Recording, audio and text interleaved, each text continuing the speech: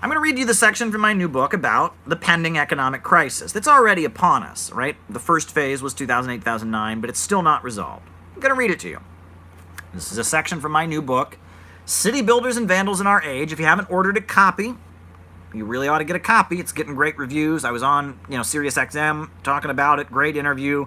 Got a lot of, my Twitter just lit up afterwards. I was on Graham Elwood's show this week talking about it. You really ought to get a copy of City Builders and Vandals in Our Age.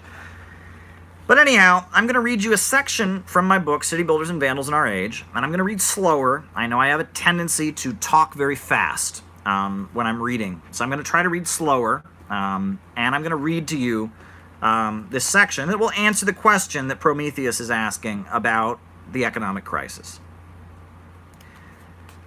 Underlying the rising geopolitical tension is a big economic reality. Karl Marx published his magnum opus in 1867.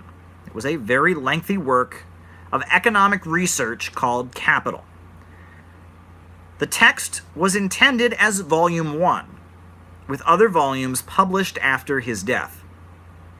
The pages of Marx's Capital explain the basics of how an economy based on profits works. The chapters describe profits, surplus value, commodities and how their value is derived, and other key Marxist concepts.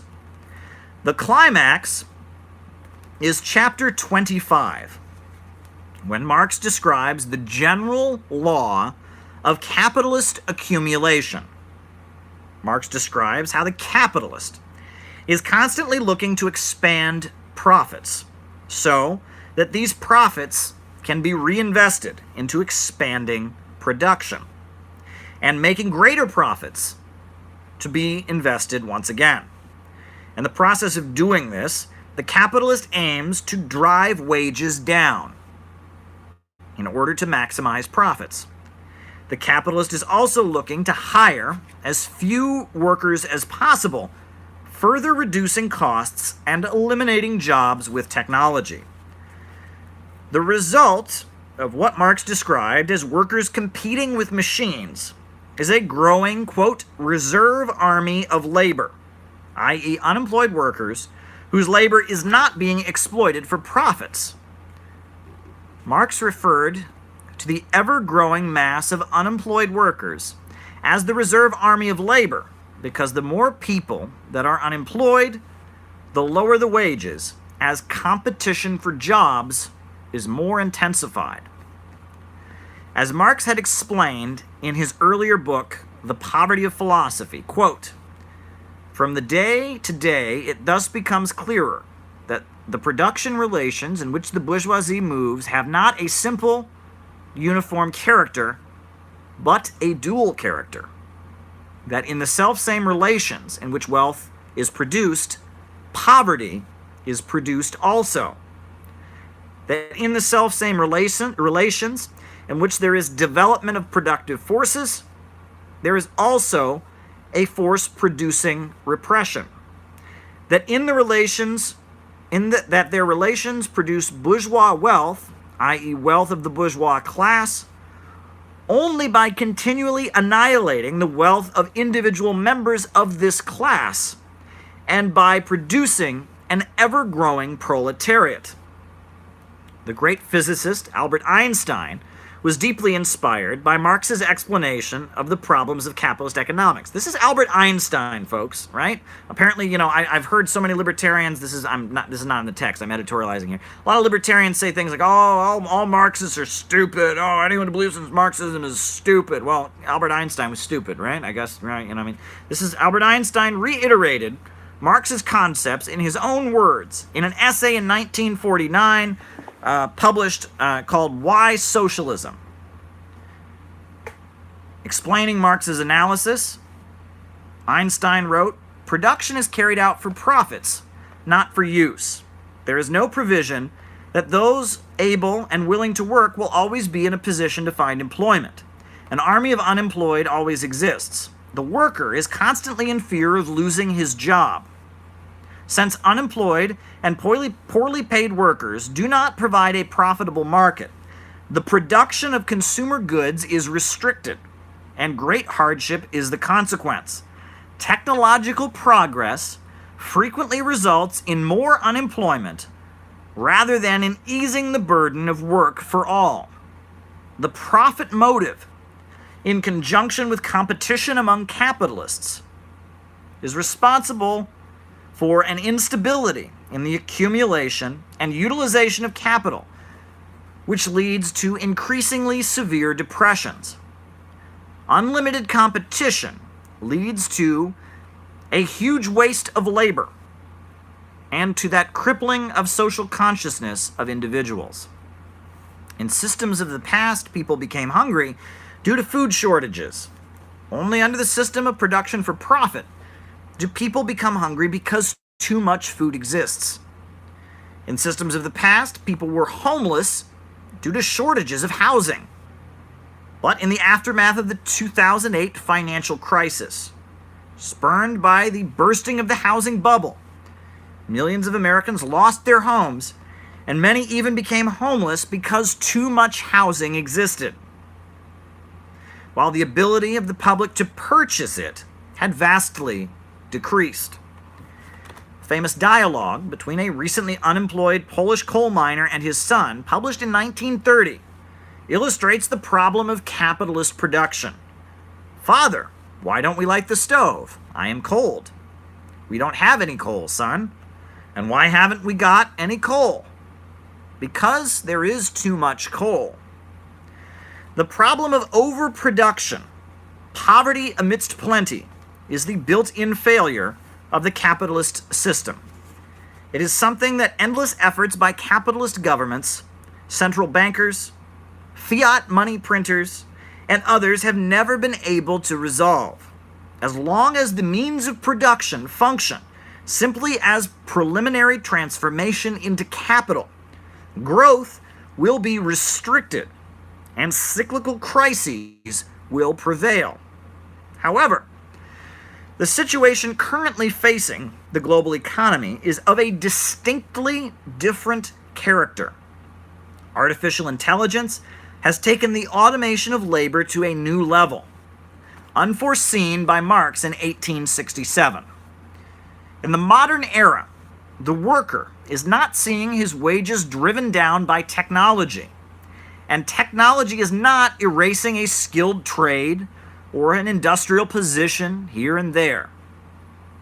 Rather, the defining change of our time is the worker being eliminated from production and even from the service sector. In essence, the computer revolution is almost eliminating the working class. While Marx described workers in capitalism as being reduced from skilled craftsmen to being merely appendages of machines, in the 21st century, machines are being stripped of their appendages. As Jack Ma, the Chinese Communist Party member and tech billionaire, put it, "We made people like machines, and now we make machines like people." In the 21st century apparatus of production, workers are not needed.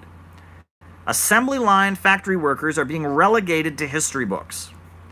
Computers are now armed with artificial intelligence and are better at trading stocks, printing books, and doing almost any manufacturing or service task. As U.S. presidential candidate Andrew Yang explained in an interview with the New York Times, quote, "All you need is self-driving cars to destabilize society. We're going to have 1 million truck drivers out of work who are 94% male with an average level of education of high school or 1 year of college. That one innovation will be enough to create riots in the streets. And we're about to do the same thing with workers, with retail workers, call center workers, fast food workers, insurance companies, and accounting firms." That's Andrew Yang. The global apparatus of production, centered around Wall Street and London, churns out products more efficiently than ever before. As millions and millions are cast into poverty, Refugees pile into the United States from Latin America, from North Africa into Europe, from Southeast Asia and the Pacific into the Middle East. The global reserve army of labor is growing and manifesting itself in a crisis of mass migration. The increasingly desperate masses of the global South manifest their poverty with the growth of terrorist groups and drug cartels. The Arab Spring of 2011 was effectively hijacked and controlled by Washington's covert efforts, but the anger and desperation underlying it has not disappeared. The problem is global, and the desperation is real. The greatest crisis of overproduction in the history of capitalism is now unfolding. The final conflict is upon us, and the Götterdämmerung is approaching for the vandal gods of finance and empire. The means of production can no longer be allowed to function in an irrational way. The need for the centers of economic power to be controlled by society is no longer a matter of making human life easier, but a matter of preserving humanity itself. So that is the section from my new book about what is causing the global crisis in the economy. Why are we having economic problems? Well, technology under capitalism does not lead to greater wealth, it leads to greater poverty. More abundance creates greater poverty when you have an irrational system based on profits. In times past, people were hungry because there wasn't enough food. In the current times, people are hungry because there is too much food. That's capitalism. And that's a section from my book, City Builders and Vandals in Our Age. And it's something that can't really be addressed. I have seen libertarian videos or right-wing videos desperately trying to explain the theory of the falling rate of profits and bumblingly getting it wrong. They don't get this. The problem is really this. Sometimes I have to just break it down like a math teacher or something. All right. Here we are. So let's say we have a factory that makes pencils, right? It's pencils, right? It's always pencils, right? So we have a pencil factory. And we sell every pencil for $1. So the price of the pencil is $1. The pencil costs $1.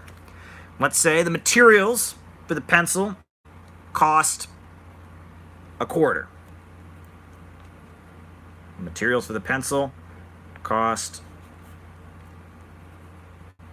25 cents, right? And let's say that the labor, you pay a worker 25 cents, right? They get paid 25 cents for the, assembling the pencil. So the total cost of the pencil is $1. So with the materials are 25 cents, right? The materials are 25 cents. The cost of labor is 25 cents. And the employer is going to make his rate of profit. It's going to be 50 cents per pencil. Right? So total cost is $1. Labor cost 25 cents.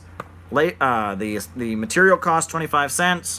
Total profits for the employer will be 50 cents. But here's the problem.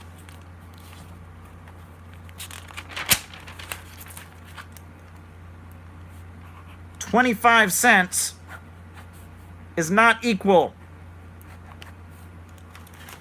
to $1.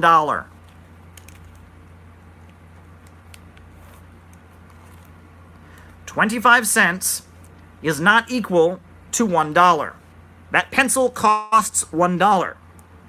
But the worker has only been paid 25 cents.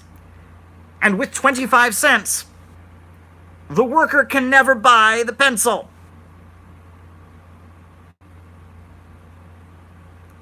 Workers are also consumers. And no matter what, in order for the capitalist to make a profit, there is no way that labor can ever afford to buy what it produces. 25 cents can never equal $1. There is no way that we, the working class, who sell our labor power to a boss, can ever afford to buy back the products that we are producing. It's not mathematically possible. And that is the problem of capitalist production. And that's what Karl Marx spent his entire life laying out and explaining. There is no way we can buy back the products that we produce. The capitalist is constantly looking to drive down the wages of the worker, and as a result, the worker can't afford to buy back the product. And even if the capitalist wasn't trying to constantly drive, in order for the capitalist production to function the way it does, production for profit, there is no way at the end of the day you're not going to be stuck with a bunch of pencils that no one can buy. The working class cannot buy back what it produces. That's the problem of capitalism. So it constantly needs a new market to dump those products on, because the working class cannot buy back the products it's producing. And that's the problem of overproduction. That's the problem of capitalism.